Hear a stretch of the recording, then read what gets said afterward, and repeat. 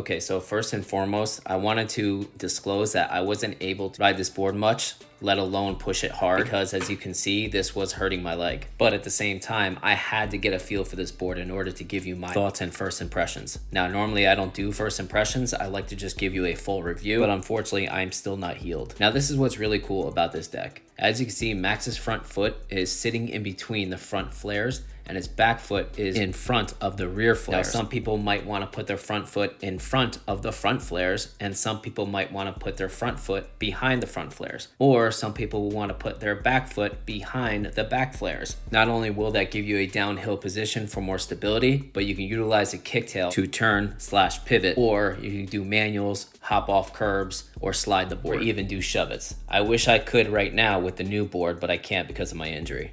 But I must say, the short period of time that I spent on the board, I absolutely loved it. I do enjoy that it is a little bit longer wheelbase, because when it's a shorter wheelbase, it just turns a little bit too easy.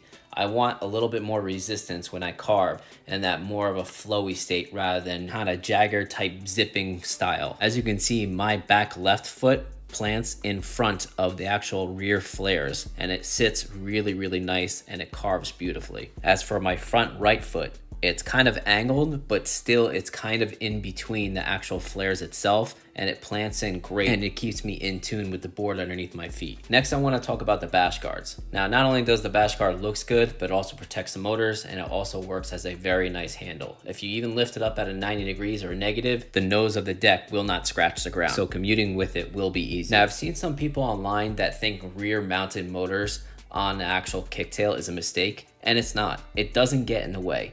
When you want to turn it up all the way 90 degrees, yes, the bash guards will hit, but you can still do all your manuals, you can hop off curbs, you could do many things. Unless you're planning on ollie a 20-pound board, going up 90 degrees just doesn't happen.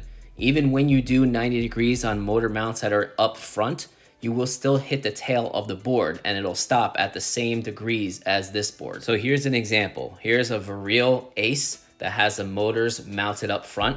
And as soon as you get even close to the 90 degrees, the rear deck starts scraping. So whether it's the tail of the deck or it's the actual bash guards that's scraping, once you hit about 70 or 80 degrees on an e-board, no matter what, you're gonna scrape something. In fact, I like scraping the bash guards first because it's a little bit more stable, because the tail on these decks are usually more on a tip angle when a bash guard is kind of flat. So when you get up to this 75-degree angle or so, you start scraping the tail of the deck. You can actually see my chute dragging here. If I had an actual bash guard in the rear, the bash guard would be taking care of this stability for me, and yet still be on about a 75 to 80 degree angle. So next I wanted to talk about performance. Now, I didn't do any acceleration tests or hill tests because I'm injured, but I will say this, I'm very familiar with the Stoke, and the Stoke has a lot of power off the line for such a small board. When it comes to top speed, I think having over 25 miles per hour is kind of silly for a kicktail board. Not only should a kicktail board be more on the lighter side and portable, but it should be a fun cruiser board. Once you become an advanced rider, these boards get even better. When you slide these, when you use manuals, shove-its, you even take them to the skate park, you really utilize the fun and the power and the actual portability that this board has. Not everything in e-skate needs to be 40 miles per hour with 50 miles range. I've been saying this for a very long time. There is so much more to e-skate than range and top speed.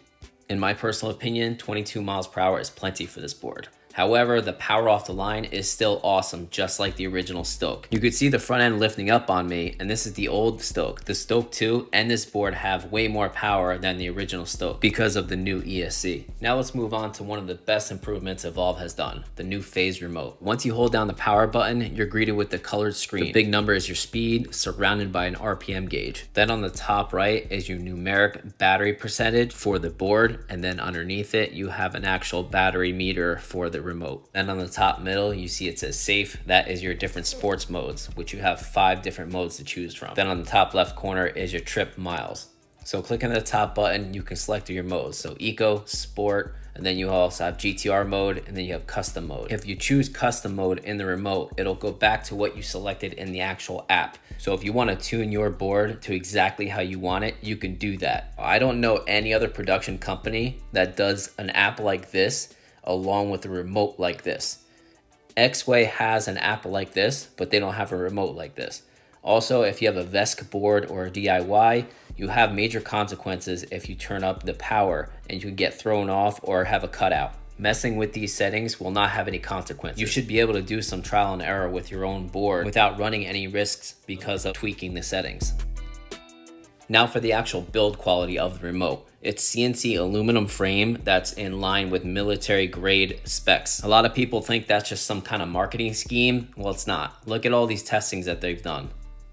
So not only did Evolve throw it down a flight of stairs and then run it over by a full-size truck, but average E-skate threw the remotes up twice in the air and all it did was scratch. The screen was intact, no buttons popped out, the body was still intact, and the actual board stayed connected. Check it out.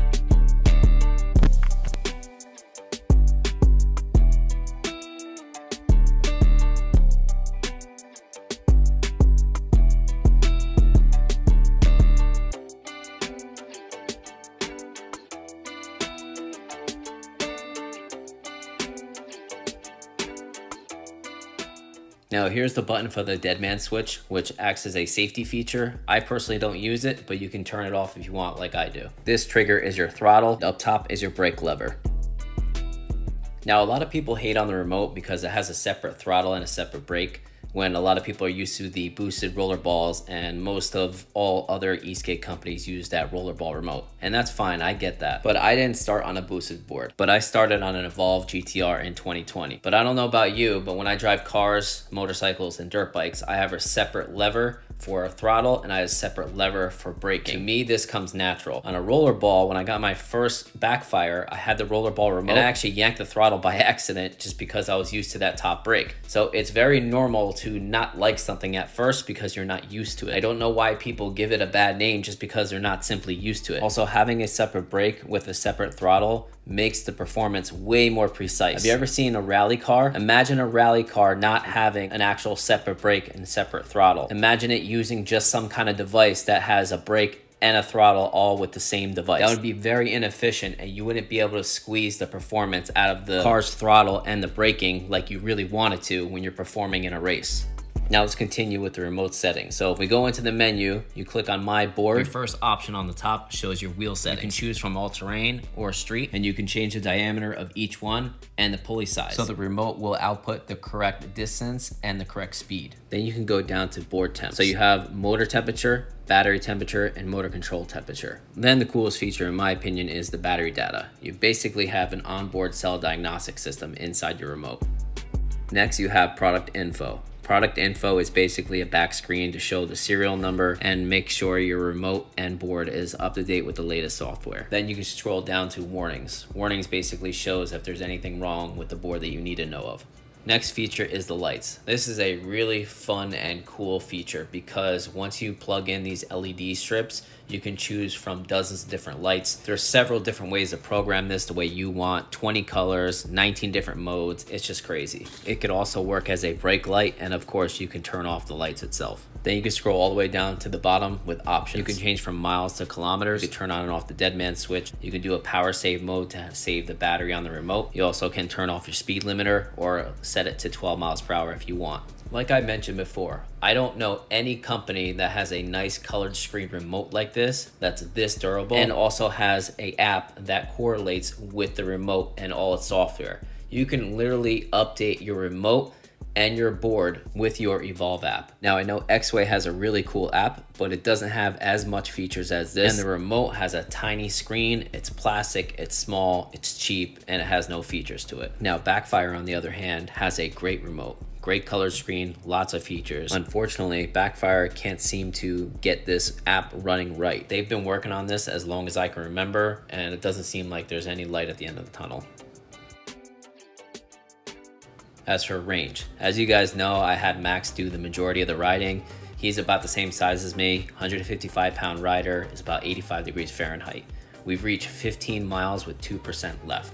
And don't get it twisted, that 2% will get you another mile. Evolve's battery sag is close to nothing. Here's 7% with Max hitting 20 miles per hour.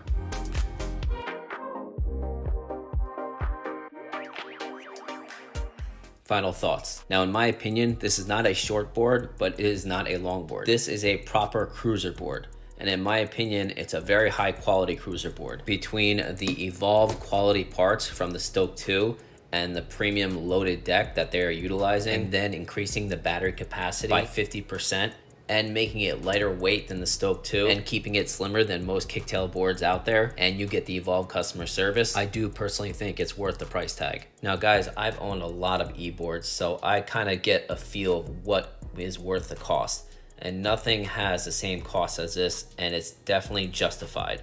When you step on these other boards, they don't feel quite the same. Now don't get me wrong, they're worth their value, but there's a reason why they're cheaper. Take a Magneto longboard for example. This board is only priced at $85. Then you look at the loaded Icarus, it's $364. That's a dramatic price difference. Now once you ride both of these boards, you're gonna feel the reason why it's such a difference in price. I think if you're an advanced street board rider, I think this board is definitely for you.